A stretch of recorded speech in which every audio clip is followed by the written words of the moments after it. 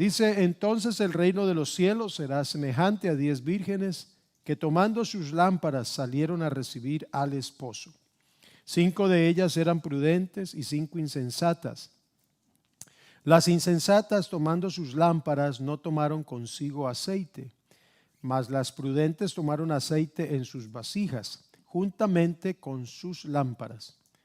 Y tardándose el esposo, cabecearon todas y durmieron. Y a la medianoche se oyó un clamor: aquí viene el esposo, salid a recibirle. Entonces todas aquellas vírgenes se levantaron y arreglaron sus lámparas. Y las insensatas dijeron a las prudentes: dadnos de vuestro aceite, porque nuestras lámparas se apagan. Mas las prudentes respondieron diciendo: para que no nos falte a nosotras y a vosotras, id más bien a los que venden y comprad para vosotras mismas. Pero mientras ellas iban a comprar, vino el esposo, y las que estaban preparadas entraron con él a las bodas, y se cerró la puerta. Después vinieron también las otras vírgenes diciendo: Señor, Señor, ábrenos. Mas él respondiendo dijo: de cierto os digo que no os conozco. Velad pues, porque no sabéis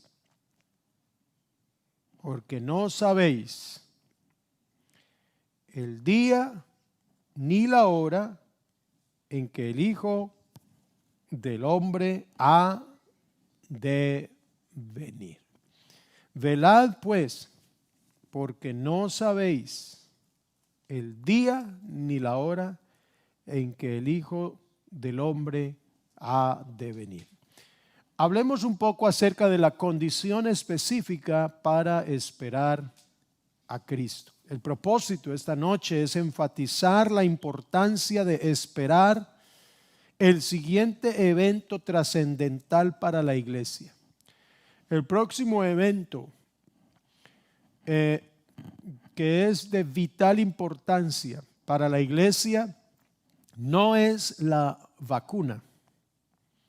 Por supuesto, anhelamos que entre tanto se cumple la palabra del Señor, podamos vivir en esta tierra y de la manera más normal y tranquila posible.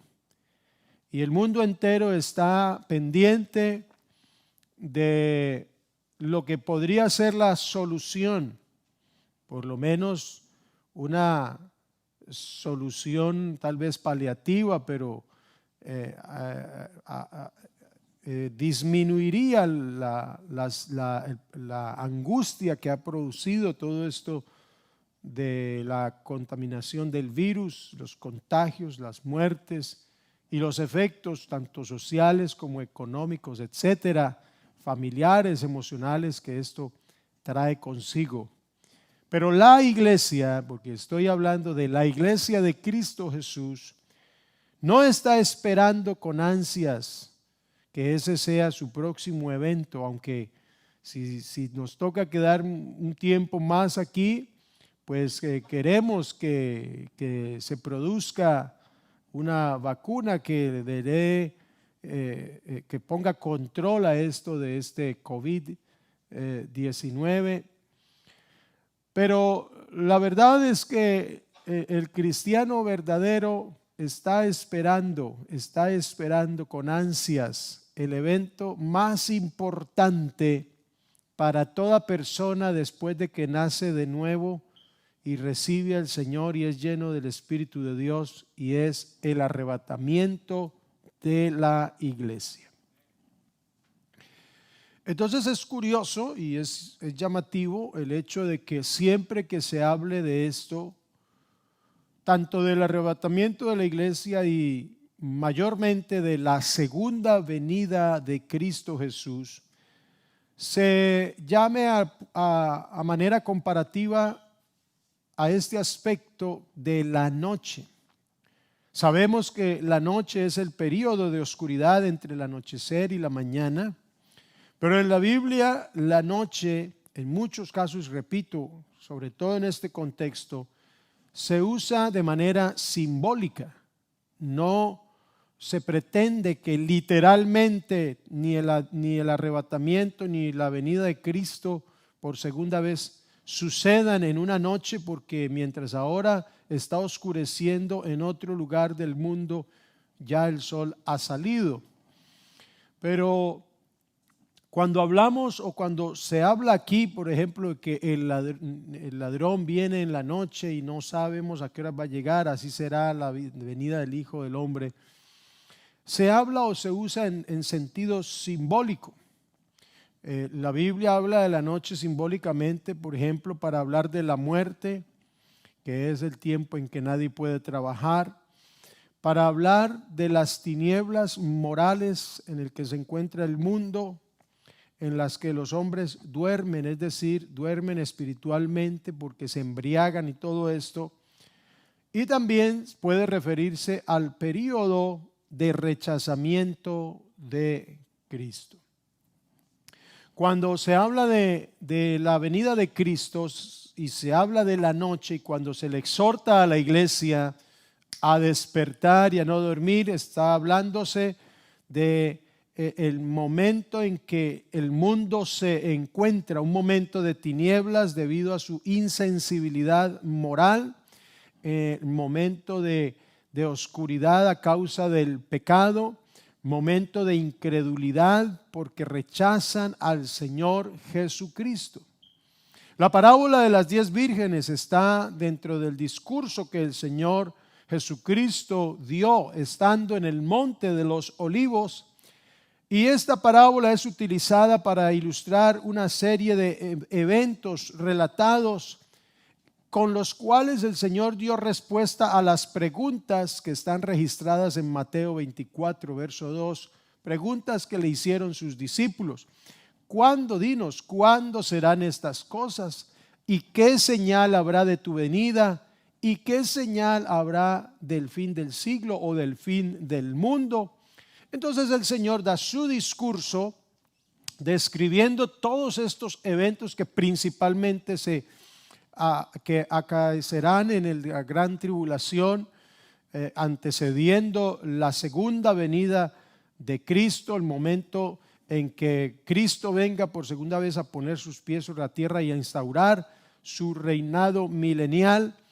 Y para apoyar esto, para ilustrar esta respuesta de todo el capítulo 24, finalizando ese capítulo utiliza ciertas parábolas. Por ejemplo, la de los que están en los molinos, o en el molino, uno será tomado, otro será dejado, dos estarán durmiendo, uno será levantado, otro será dejado, etcétera. Y habla de la parábola del ladrón que viene en la noche y que nadie sabe y que hay que velar, pero también introduce la parábola de las 10 vírgenes y la parábola de los talentos. En la parábola de las 10 vírgenes no establece en sí una doctrina, porque las doctrinas no se basan en parábolas, no se extrae una doctrina de una parábola, sino que la parábola ilustra una enseñanza. Y esta parábola, como todas, tiene una interpretación y tiene una aplicación. La interpretación primaria de la parábola de las 10 vírgenes no se puede relacionar con el arrebatamiento de la iglesia. La interpretación primaria de la parábola de las 10 vírgenes tiene como tema principal la segunda venida de Cristo Jesús. Pero sí se puede aplicar, tener una aplicación moral para hablar y motivar a los creyentes a estar preparados para el arrebatamiento de la iglesia. Así que el Señor Jesucristo con esto está ilustrando el tema de su regreso, su segunda venida. Pero algunos aspectos, el espíritu de la parábola sí puede aplicarse para motivarnos a nosotros a estar listos, pendientes, muy alertas del levantamiento, del traslado, del arrebatamiento, comúnmente conocido como el rapto de la iglesia. Al considerar ciertos aspectos, se concluye que la parábola, entonces, repito, no se está refiriendo directamente al arrebatamiento de la iglesia. Y hay algunas razones que yo esgrimo. Por ejemplo, esta parábola solo se menciona en el libro de Mateo. En los otros dos evangelios sinópticos no se menciona la parábola de las 10 vírgenes. En la única porción en que la encontramos es en Mateo. Y Mateo fue escrito o fue dirigido a los judíos, específicamente al pueblo de Israel. En esta parábola directamente no se menciona que la novia está esperando al esposo. Quienes esperan al esposo son unas vírgenes que pueden ser parte de un cortejo, de acuerdo a la usanza de aquellos tiempos. Y recordemos que en una parábola no hay que prestarle atención a todos los detalles que se relatan porque nos pueden hacer desviar de la lección principal de la parábola. No podemos ser alegóricos y a cada detalle atribuirle un símbolo o atribuirle un significado, porque nos volveríamos alegóricos en la interpretación y perderíamos el sentido principal con el cual el Señor utilizó esta parábola. Entonces, otro aspecto es que el contexto del capítulo 24, el tema y el relato de ese capítulo 24 de Mateo es acerca de los sucesos que rodean la segunda venida de Cristo. La primera venida de Cristo fue en su propósito directo de salvar, de redimir a la humanidad.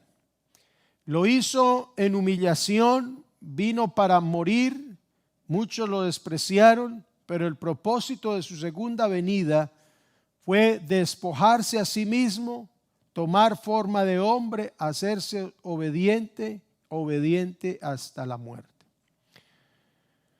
Pero la segunda venida es todo lo opuesto. Ya no vendrá en humillación, vendrá en gloria. No vendrá para ser muerto, vendrá para ser rey. No vendrá a comprar una iglesia, vendrá con la iglesia.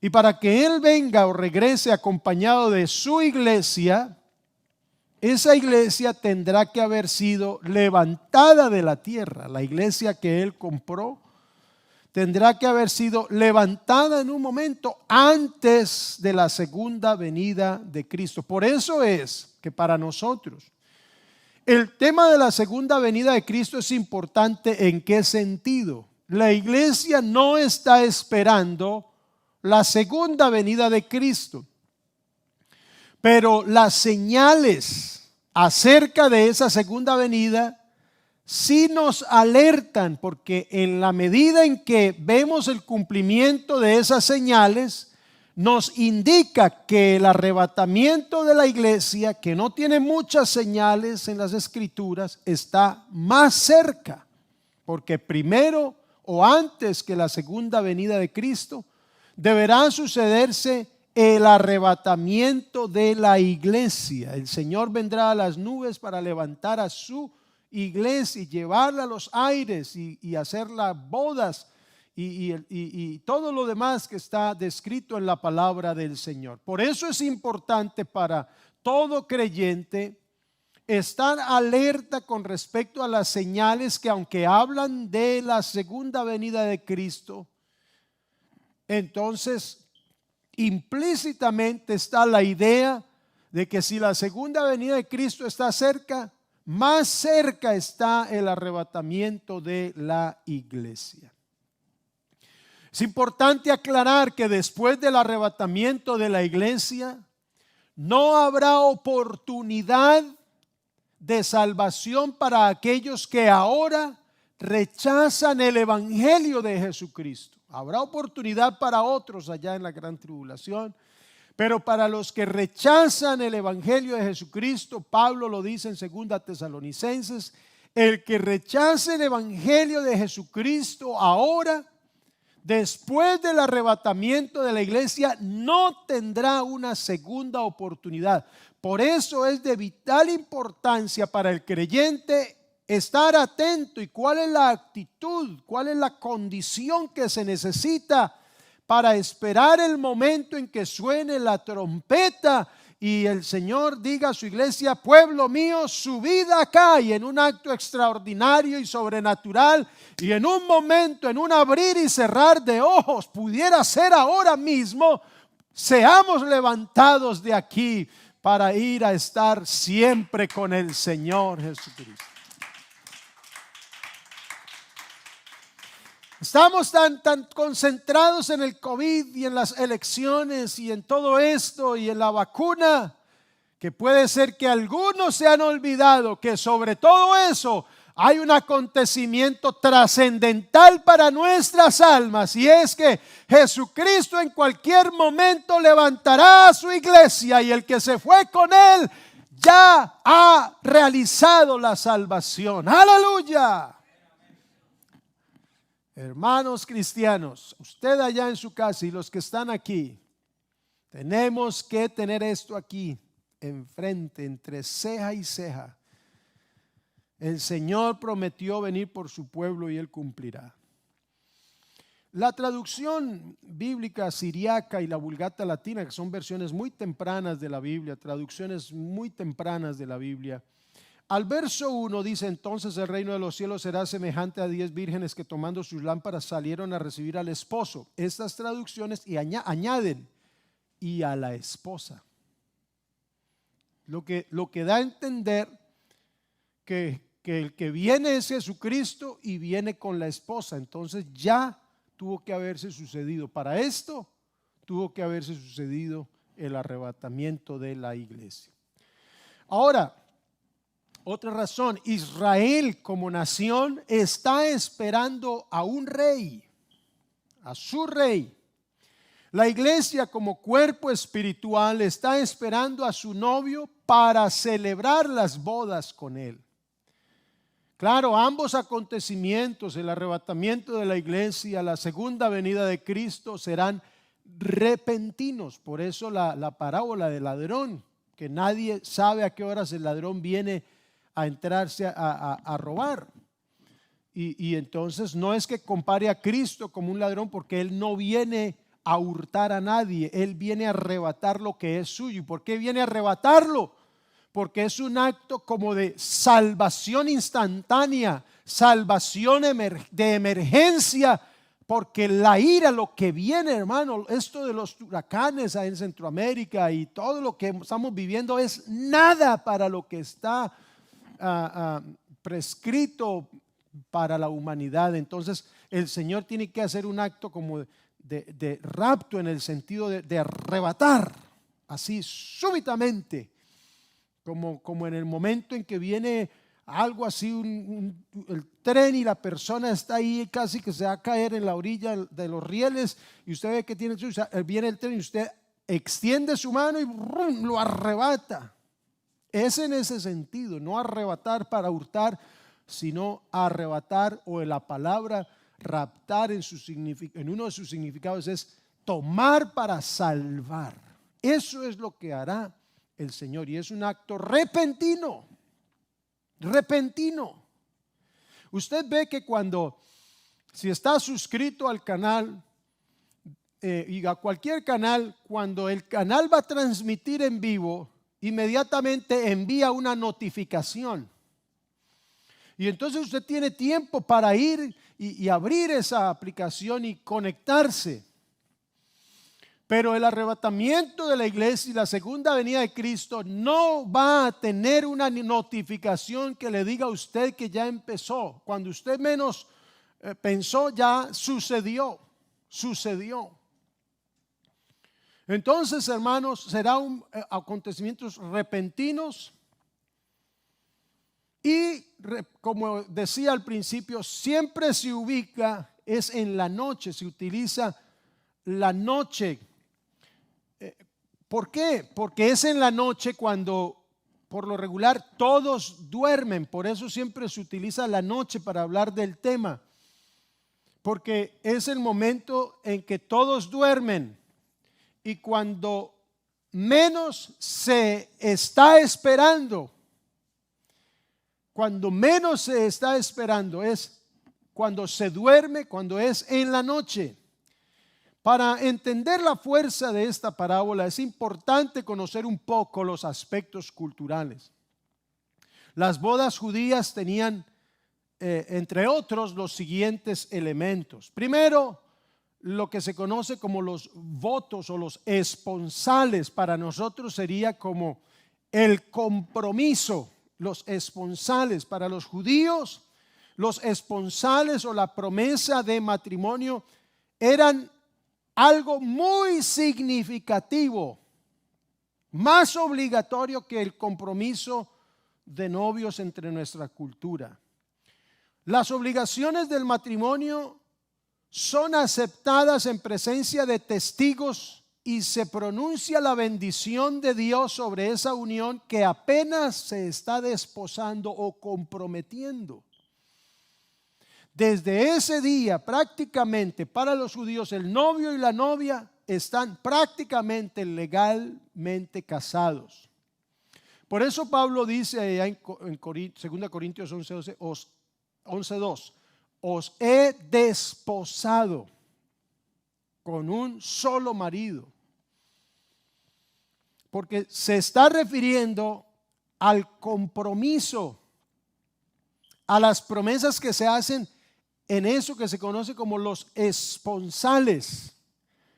La entrega del anillo de compromiso, eso es para ellos, eso es prácticamente el matrimonio. Pero entonces, después de esto, hay un intervalo de tiempo entre el compromiso y la fiesta y las bodas. Durante ese intervalo el esposo va a preparar lugar para su prometida y durante ese tiempo el esposo paga al padre de la novia la dote, si es que ya no lo ha hecho. La dote se da en dinero o se puede dar con trabajo, con servicio prestado. Cuando culmina ese intervalo de tiempo, entonces viene la procesión. Al final de ese intervalo viene el desfile, donde se acerca la fiesta de bodas.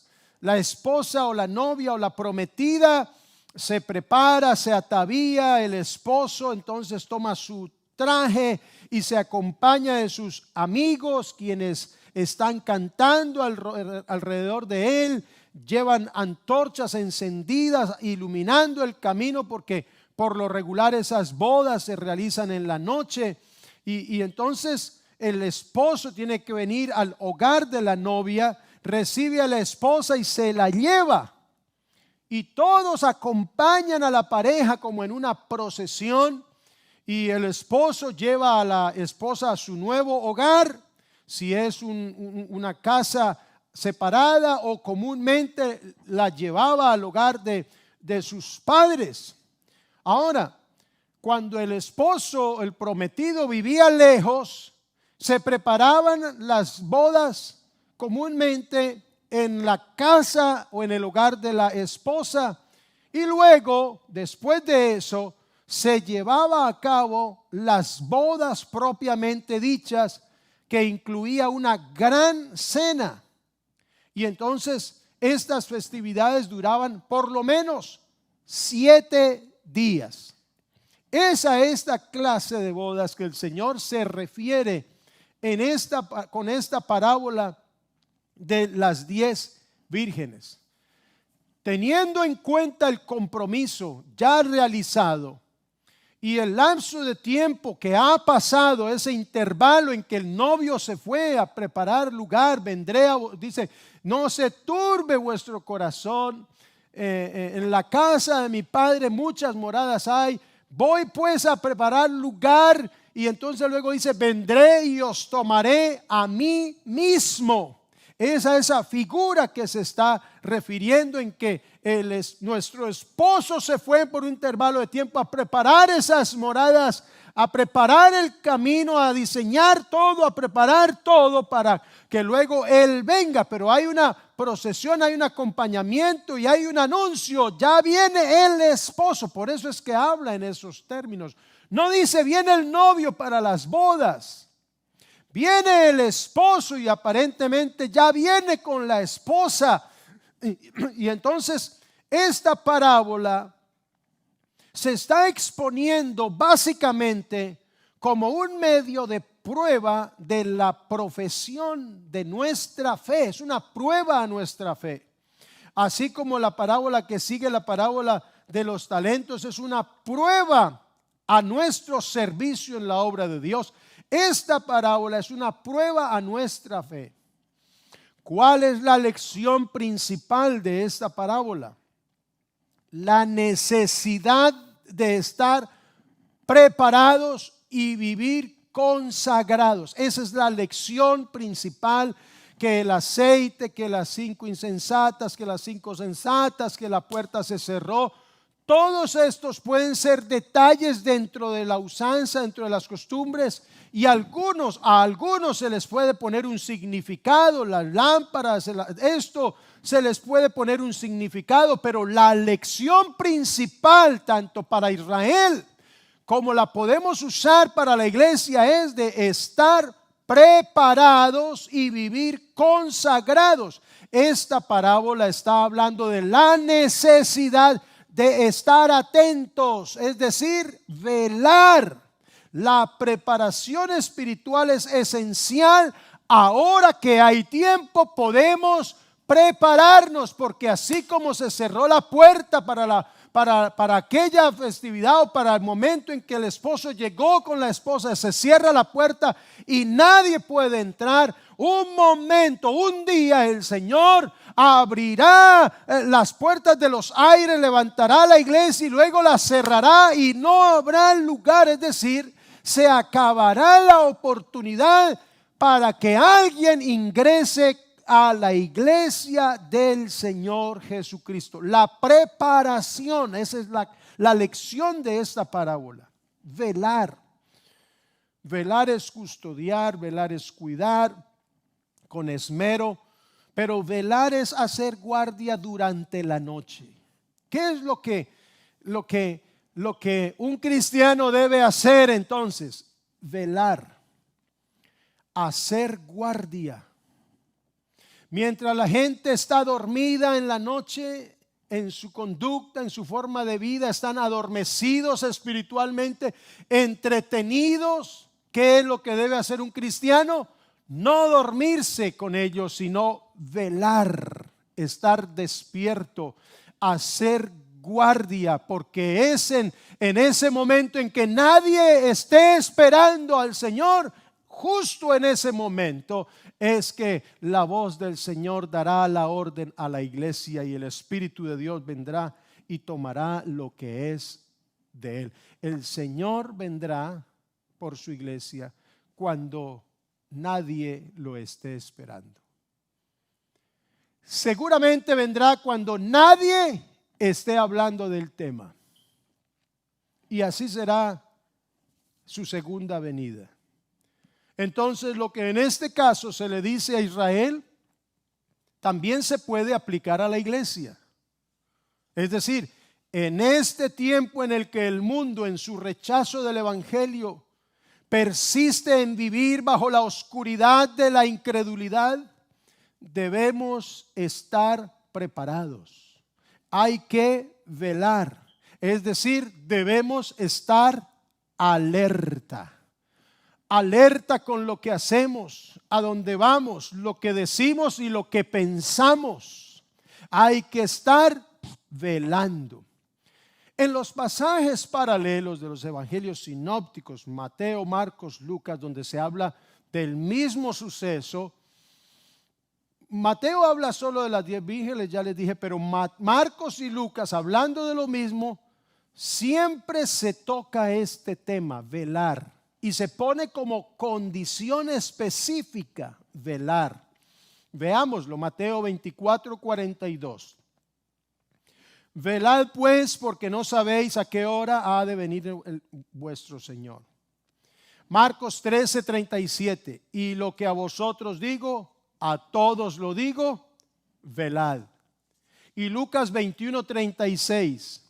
Velad pues en todo tiempo, orando que seáis tenidos por dignos de escapar de todas estas cosas que vendrán y de estar en pie delante del Hijo del Hombre. Velad, velad, velad. Ahora, si eso está directamente relacionado con Israel, ¿cómo se aplica a la iglesia? Pablo también lo aplica. Mire lo que dice 1 Tesalonicenses capítulo 5, verso 4. Mas vosotros, hermanos, no estáis en tinieblas. ¿Cuáles tinieblas? Las del pecado, las de la incredulidad, las de la indiferencia, las de la insensibilidad espiritual. No estáis en tiniebla para que aquel día os sorprenda como ladrón. Verso 6. Por tanto, no durmamos como los demás, sino velemos y seamos sobrios. Está aludiendo aquí al tema de que en la noche es que la gente sale a sus fiestas, a sus parrandas, a embriagarse, a emborracharse, a practicar su pecado. Y mientras la gente está pendiente de eso, Pablo le está diciendo a la iglesia: nosotros no nos durmamos espiritualmente, sino que debemos estar alerta, velar y ser sobrios, estar en todo el uso de nuestros sentidos. No os embriaguéis con vino, en lo cual hay disolución, antes sed llenos del Espíritu Santo del Señor. Y vemos cómo la Biblia ubica los acontecimientos en el tiempo de la noche. La noche. Siempre habla de la noche. Los que se embriagan de noche se embriagan. Despiértate tú que duermes. El ladrón viene cuando menos él está esperando. Entonces ahí está. Es ese tiempo de oscuridad moral. La noche. Nadie lo está esperando. Como en los días de Noé, la gente estaba en su rutina. El escritor pone, el Señor Jesucristo pone el ejemplo de que se casaban, se daban en casamiento. Es decir, estaban en la rutina normal de la vida. Ahora, ¿es malo estar en la rutina normal de la vida? No. No, por supuesto que no. Hay que hacer lo que un ser humano normal hace. Pero entonces, ¿qué sucedía en los días de Noé? Antes de que venga el diluvio, literalmente es el cataclismo. Eso no fue solamente una lluviecita, eso fue un cataclismo. Se rompió la tierra. Un cataclismo sin precedentes. Pero ¿cómo estaba la gente? Estaban en la noche, en las tinieblas de su pecado y de su maldad. Tan oscura era la condición espiritual que el Señor dijo: me arrepiento de haber creado al hombre y los voy a raer a todos. ¿Cómo sería la condición en esos tiempos, hermano? No, que ahora la maldad ha sido siempre. Desde que el hombre desobedeció a Dios, su corazón se pervirtió y el corazón del hombre es perverso y engañoso. ¿Cómo sería la maldad, hermanos? Que el Señor dijo: me arrepiento de haber creado al hombre. Es esa oscuridad moral, oscuridad de indiferencia espiritual. La gente anda ciega y en la noche anda pecando, deleitándose en su maldad. Y es en medio de esa oscuridad moral, es en medio de esa indiferencia e insensibilidad espiritual que el cristiano debe mantenerse despierto, haciendo vigilia espiritual. ¿Le ha tocado a usted velar, hacer una vigilia por trabajo? O como me tocó una vez a mí, creo que les he contado, vivía yo con un tío y se estaban entrando a su fábrica a robar, y entonces no, vamos a montarle guardia a este ladrón miserable. Y entonces nosotros nos armamos y pasamos la noche en vela, esperando a ver en qué momento llegaba el ladrón para pegarle un pepazo y asustarlo. Y yo decía, uy, ¿qué tal que lleguen en mi turno? Y de verdad me va a tocar disparar eso. Sí, tuve un arma en la mano. No era pastor cuando eso. Paula, no estábamos casados. Entonces, le ha tocado a usted estar en vela. Cuando la noche llega con su fuerza. Es difícil, cierto que es difícil. ¿Y qué dice la parábola? Que las 10 vírgenes todas cabecearon y durmieron. Cabecearon y durmieron. Por eso, hermano, hay que estar muy pendiente, y aunque usted trate de dormirse, aún así se quede dormido por un instante, la Biblia está diciéndonos: despiértate tú que duermes, despiértate tú que duermes. No nos dejemos adormecer por la influencia del mundo, ni por sus costumbres, ni por su pecado, ni por su indiferencia, ni por su insensibilidad, ni por sus cosas, porque el mundo pasa y sus deseos, pero el que hace la voluntad de Dios permanece para siempre. ¿Cuántos dicen un fuerte amén? Recuerden que tenemos el tapabocas, pero no tenemos la boca cerrada.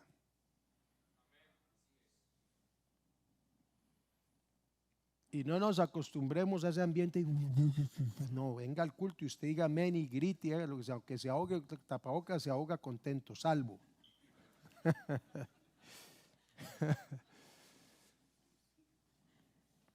Pero no nos pueden tapar la boca. O mejor dicho, nos la pueden tapar, pero no la pueden cerrar. Todavía seguimos alabando al Señor. Todavía decimos amén a la palabra y todavía le predicamos a la gente. Despiértese, la gente está dormida, hermano, la gente está adormecida. Se están creyendo todo lo que le están diciendo. Y hay cristianos también en esa misma corriente. Cristianos desesperados y angustiados. ¿Y ahora qué va a pasar, Dios mío bendito? ¿Y cuál es el presidente? ¿Y qué pasa con esto? ¿Qué pasa con lo otro? Claro, uno piensa y uno vive en esta tierra. En el mundo estamos. El Señor dijo: no te pido que los quites del mundo, sino que los guardes del mal. Pero cuando uno recapacita, uno dice: pero es que a mí me espera algo mejor. Yo tengo el futuro asegurado. Yo tengo una casa, y además es morada en el cielo. El Señor dijo: en la casa de mi Padre muchas moradas hay. Y si no le gusta el morado, pues lo pinta de otro color, pero tiene una casa allí asegurada si usted es fiel, si usted no se duerme. Porque si el Señor viene y está adormecido por las tinieblas del pecado, por las tinieblas de las modas, de las costumbres y de todo esto que el mundo está en esa oscuridad, nosotros somos la luz del mundo. Pero si el Señor viene y estamos dormidos, no vamos a oír esa voz. Y cuando menos pensemos y querramos ser levantados, la puerta se cerró. Romanos 13:12 dice: la noche está muy avanzada, dijo Pablo. Y lo dijo hace unos 2000 y tantos años. Quiere decir que ahora está más cerca nuestra salvación que cuando creímos. La noche está muy avanzada, se acerca el día. Por eso dejemos a un lado las obras de la oscuridad y pongámonos las armas de la luz. Voy a mencionarles 3 razones por las cuales es necesario y útil, que no solamente es necesario, es útil estar alerta, velar.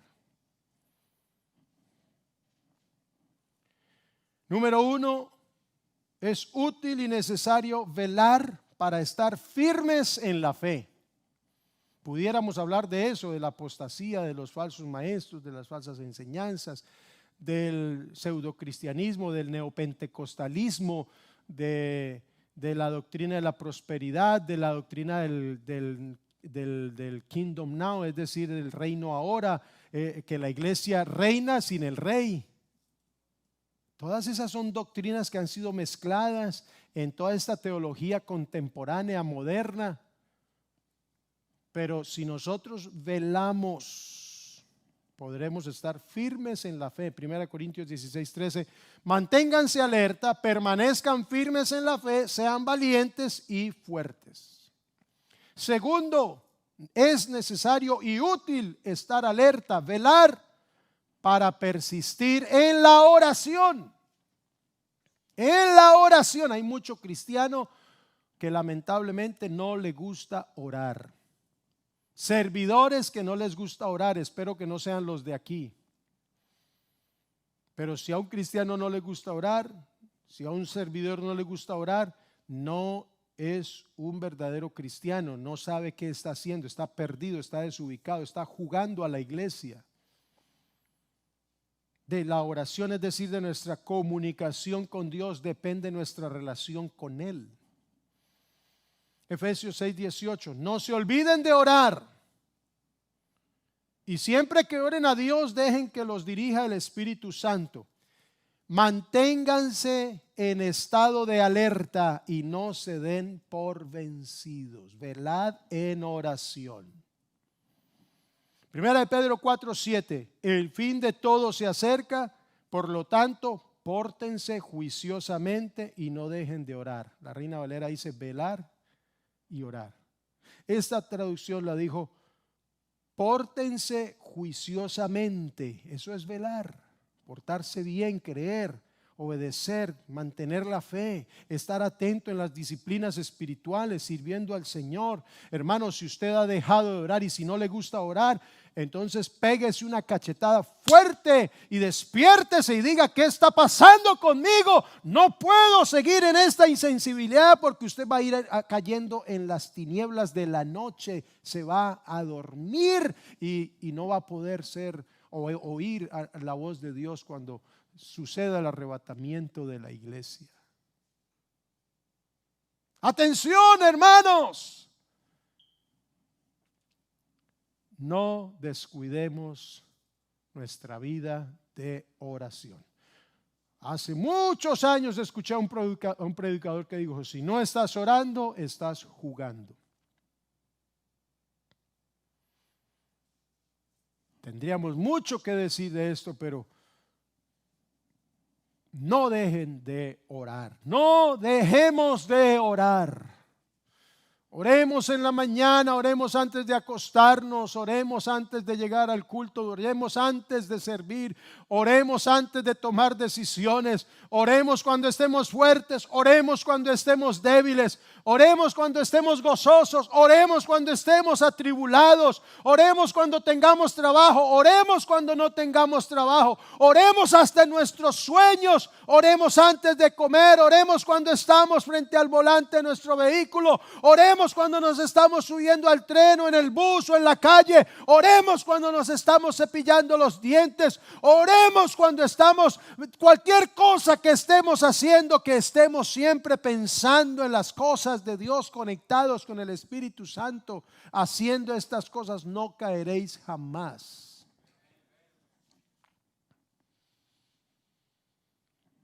Orar.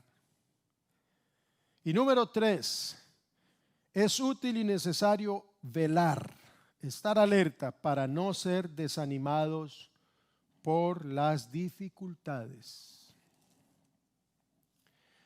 El apóstol Pedro dijo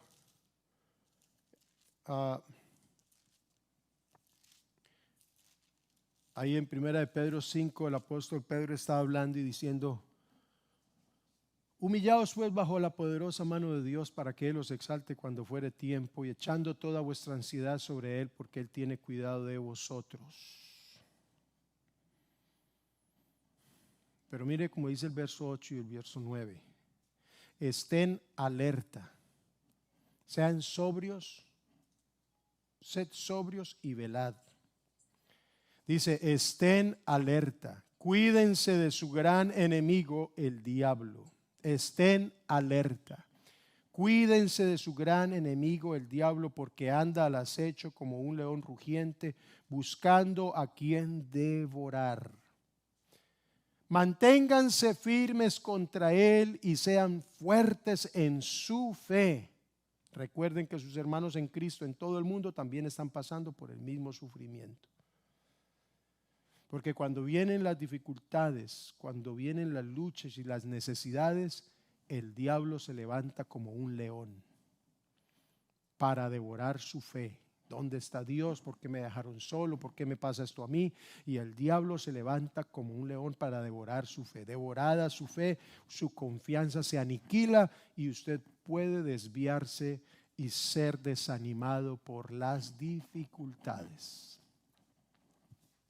A algunos los han sacado las tentaciones, a otros los han sacado las dificultades. Cualquier problema, y hay problemas fuertes, serios, sí. Pero Pedro dice, humíllese ante el Señor y ponga toda su ansiedad en las manos de Él, porque Él tiene cuidado de usted. Si usted está alerta, pase lo que pase, usted no va a desanimarse, usted se va a aferrar de las promesas del Señor. Hermanos, la iglesia tiene una esperanza viva. Nuestro futuro es grandioso y seguro. Pero, hermanos, si se va a acordar de algo de este mensaje, acuérdese de esto. Debemos estar alerta y preparados. Alerta y preparados por causa de dos cosas que son inevitables. Una, por causa de la muerte, porque no sabemos si mañana estaremos vivos. Pero el Señor no viene, se demora 100 años más, pero si yo me muero mañana, yo debo estar alerta y preparado por causa de la muerte. Y dos, por causa de ese acontecimiento precioso, el levantamiento de la iglesia.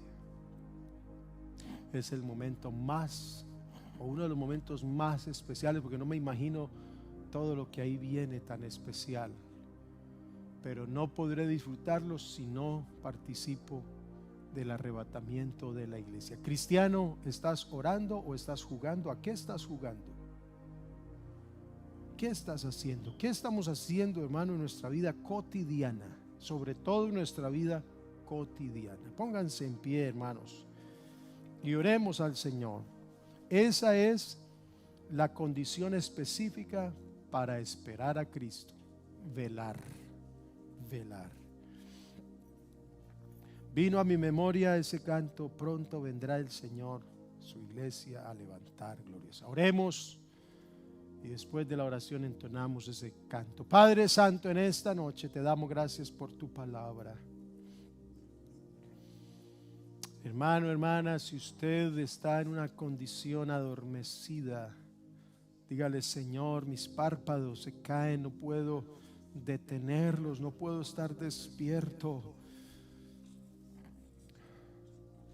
Dile al Señor: Señor, tócame, toque de tu espíritu.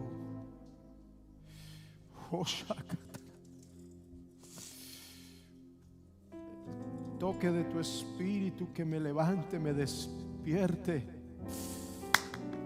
Hay poder en el nombre de Jesús, iglesia de Cristo. Levántate, despiértate tú que duermes. Oh, Shakatiraba. Espíritu de Dios, tócanos.